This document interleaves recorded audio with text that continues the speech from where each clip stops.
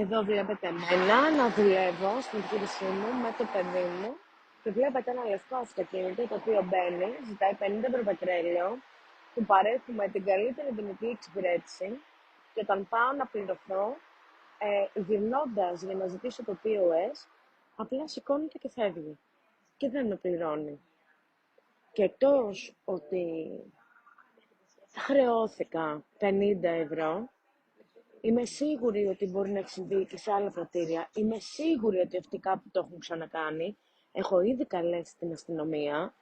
Έχω ήδη πράξει τα δέοντα, αλλά θέλω να αναδημοσιεύσετε, να κοινοποιήσετε, όχι για τα like, όχι για τη δημοσιότητα που μπορεί να λάβει, για να το δουν όσο περισσότεροι πρατηριούχοι μπορούν, για να το δουν όλοι οι υπάλληλοι πρατηριών καυσίμων, να έχουν το νου τους, στα μάτια τους 14, ο κόσμος δεν είναι καλός. Να προσέχετε.